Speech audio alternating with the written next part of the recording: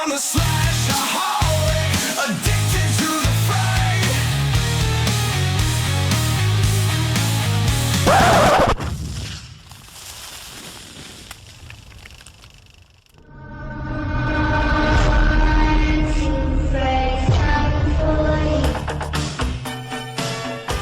Be seen in your dream. No. Don't be afraid. This time, it isn't one of your nightmares. This one was mine.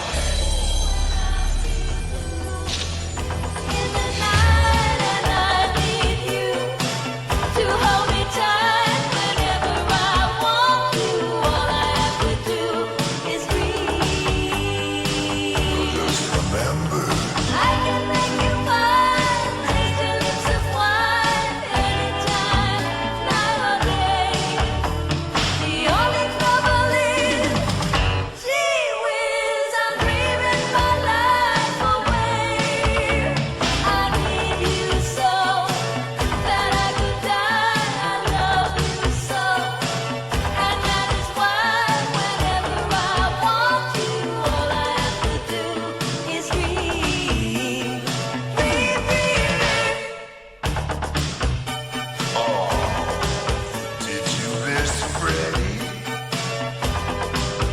Well, just remember, all you have to do is dream.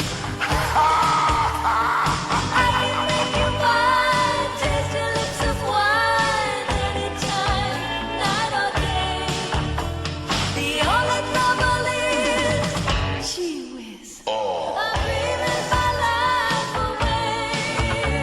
I need you so that I could die. I love you so, and that is why whenever I want you. Freddy's Dead, The Final Nightmare. A Nightmare on Elm Street Part 6. The fan novelization by Jeremy Terry. Based on the screenplay by Michael De Luca. Sleep. Those little slices of death. How I loathe them. Edgar Allan Poe. Do you know the terror of he who falls asleep? To the very toes he is terrified because the ground gives way beneath him and the dreams begin. Friedrich Nietzsche.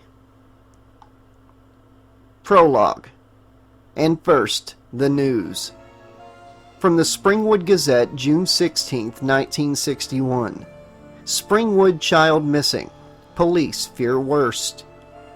Police now fear the worst after new evidence surfaces in connection with the disappearance of an 8-year-old Springwood girl.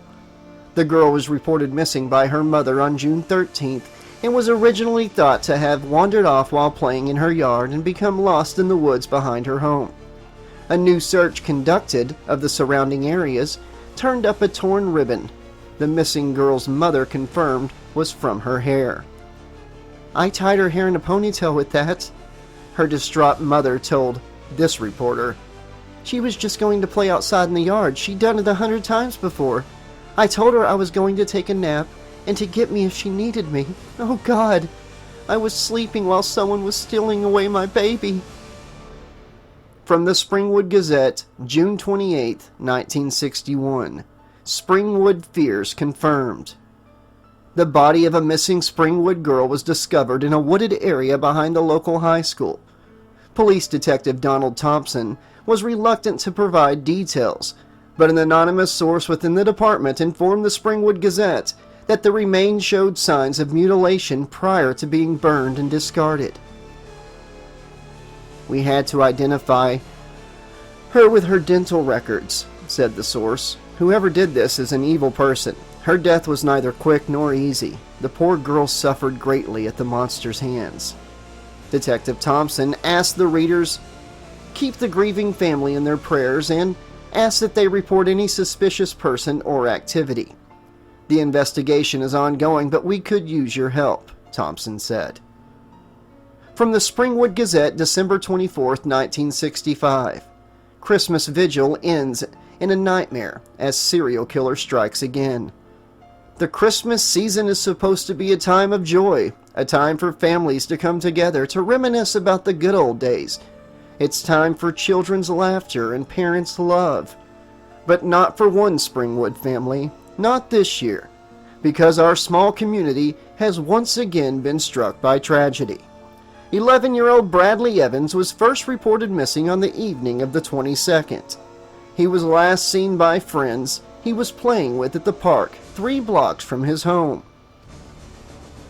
"Bradley always walked home from the park," said one child the Gazette interviewed with their parents' permission. "It wasn't even dark when he started for home. We all thought we were safe as long as the sun was still shining." Sadly, it appears they were wrong.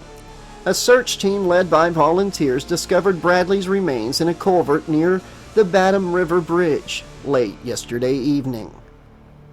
From the Springwood Gazette, April 30th, 1966. Springwood slasher claims 19th victim. From the New York Times, July 21st, 1968. Springwood slasher to go free on technicality. From the Springwood Gazette, July 23rd, 1968. Kruger deceased. Suspected Springwood serial killer dies in boiler room fire. From the Springwood Gazette, March 10th, 1981. Teenage girl murdered by her boyfriend. A 16-year-old girl was murdered in her home last night while her friends were sleeping in the room next to her.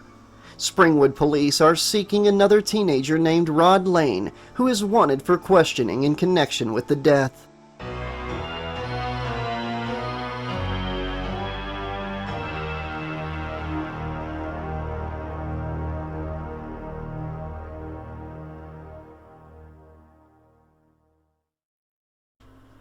(1999) Springwood, Ohio. His name was David, and he was one of the last, maybe the very last. Hell, he hadn't seen another teenager or child in weeks, so it could be. He looked up and down the deserted street, at shuttered windows and locked doors. Forgotten for sale signs leaned in several overgrown yards. Their words faded into near illegibility. How did this happen, he wondered. This is like living in a Twilight Zone episode. The wind blew dead leaves across the macadam, carrying a yellowed piece of paper with them. It tumbled into his leg and wrapped around his calf like clutching fingers. David knelt and picked the paper off. It was the front page of the Springwood Gazette. The headline screaming in bold capital letters, "Kruger kills again."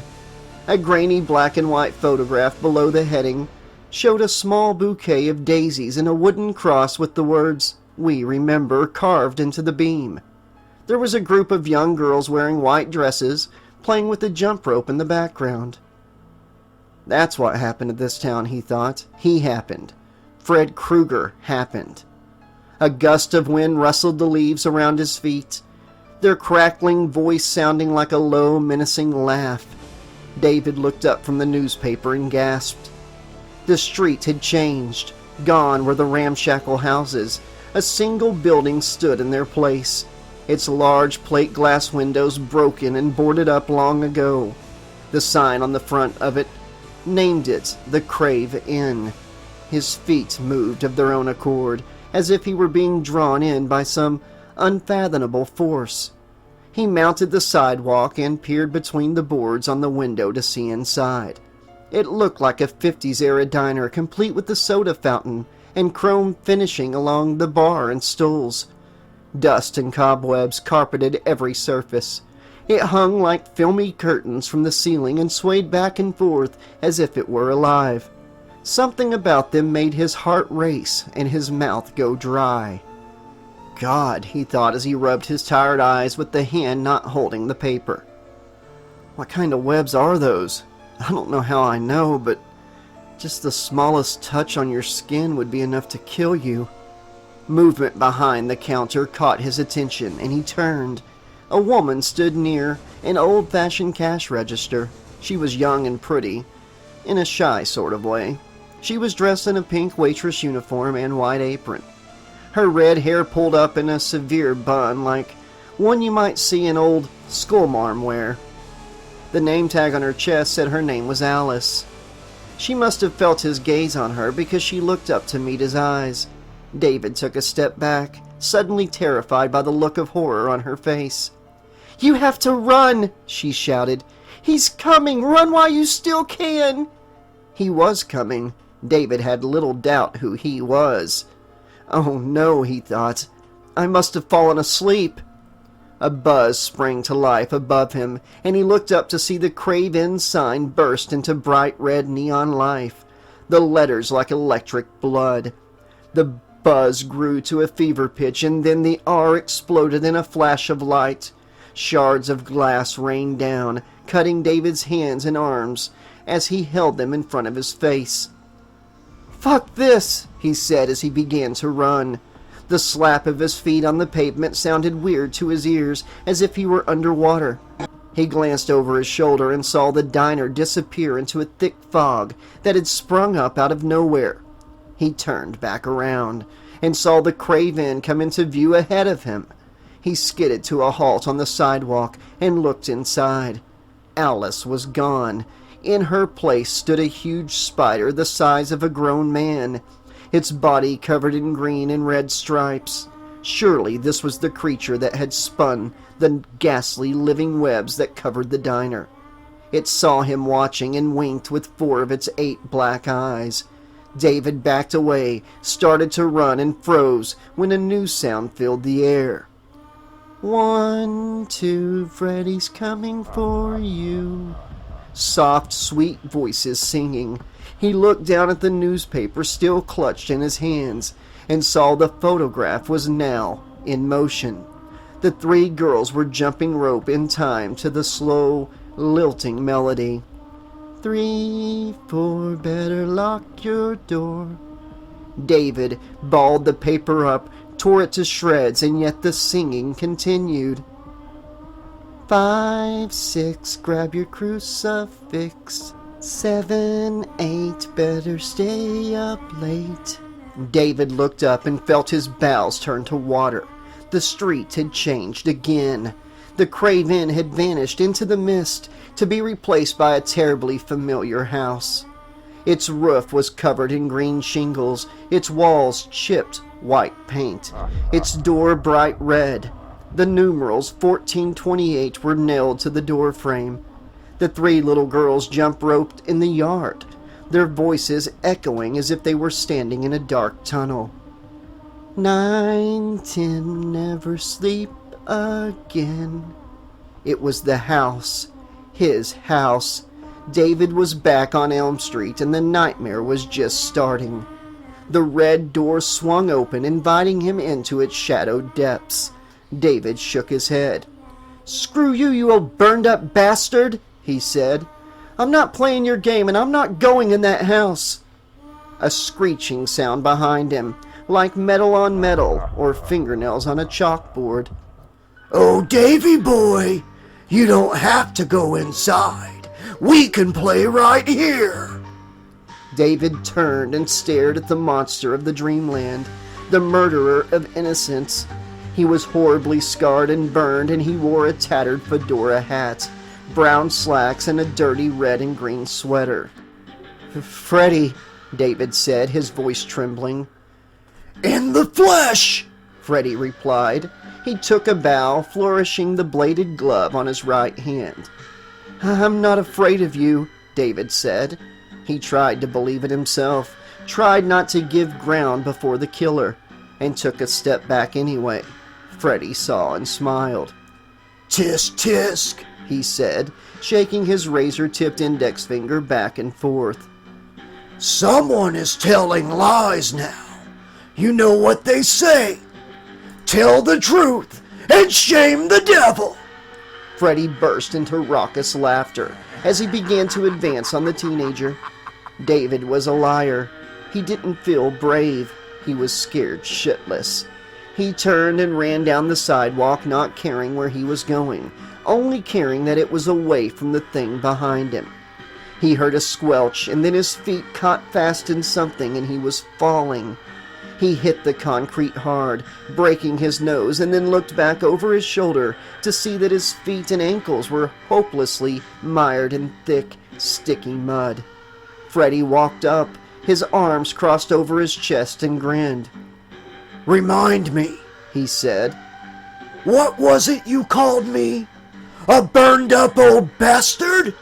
Freddy snapped his fingers, and the mud ignited into bright orange flames. Pain like David had never felt seared his nerve endings. He tried to crawl, tried to yank his feet free from the inferno, but they would not come loose. David screamed, and Freddy howled with laughter. Finally, the mud seemed to burn away, leaving David's charred, smoking feet exposed to the misty air. "Oh Christ, this isn't happening, it isn't real, it's just a dream." How many others had shrieked those very same words while the dream demon cackled? Two truths came to David through his agony. The first was that it did not matter if it was a dream or not. The second was that he had to move or he was going to die. There was no way he could walk, not after what Freddy had done to him.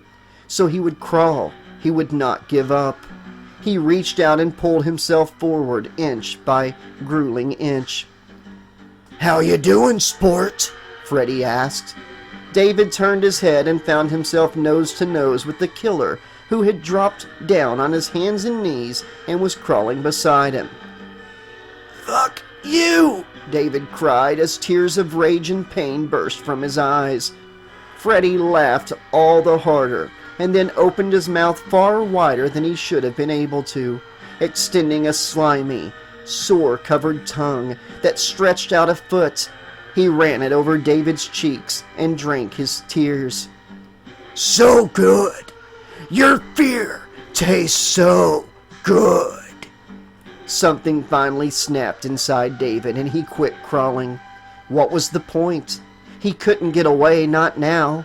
He would only go as far as Freddy allowed him to go, until the demon tired of mocking him. Why give him any more satisfaction? David met Freddy's eyes and spit in his face. "Enough already! Do your worst!" Freddy studied him for a frozen second and then stood. He bent, taking David by the throat and lifting him into the air. "It's been a fun ride, kid," Freddy said, "but all good things must come to an end. See you in hell!" He lifted the glove and drove the blades into the soft tissue below David's belly button. David grunted and then began to scream afresh as Freddy dragged the razors up, slicing open the teenager's abdomen and spilling his intestines. He reached his ribs and pushed further until the knives shredded David's lungs and heart. David stopped screaming, and Freddy stared into his eyes until the light went out of them. Light enveloped the boy's body, swallowed it, and then the light flowed into the dream demon's chest. "Ah," He sighed. "Souls taste so sweet. Another one down, and one last one to go." He closed his eyes, reaching out until he found what he was looking for, the last Springwood child. "Ready or not, here I come."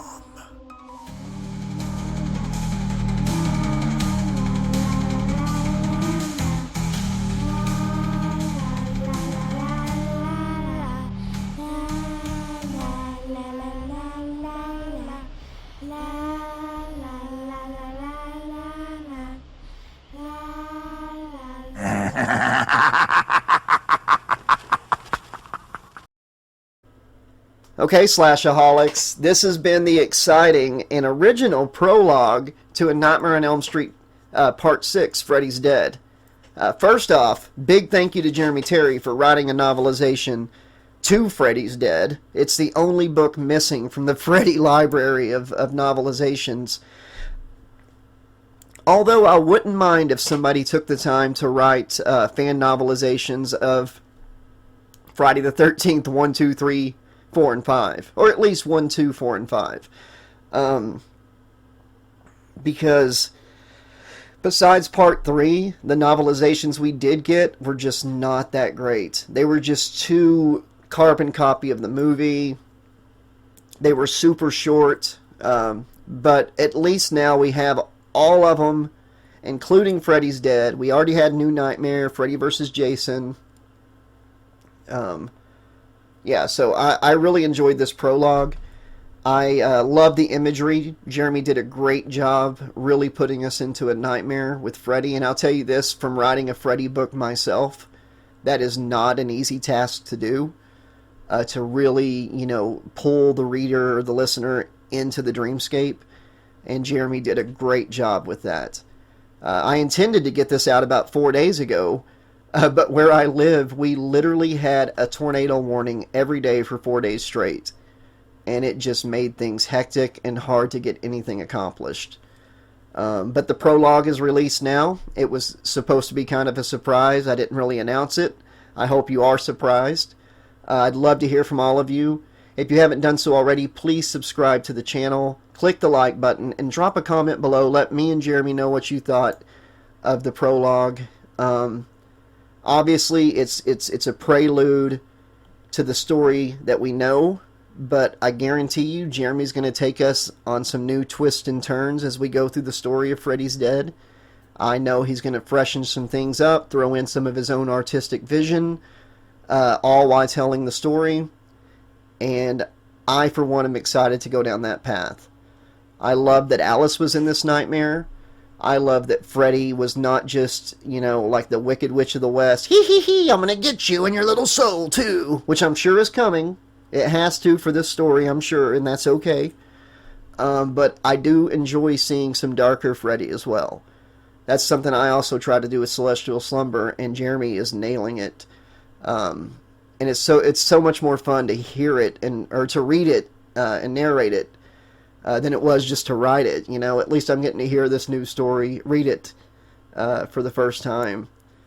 And it's really cool to see another writer taking a dark turn at Freddy, especially a dark turn with Freddy for the Freddy's Dead story.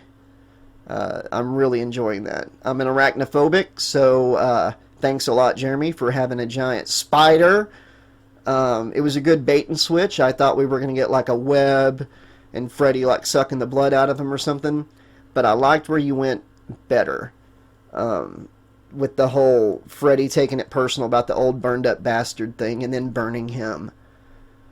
And the way you described the death at the end was chef's kiss, great, gory, dark, enjoyed it.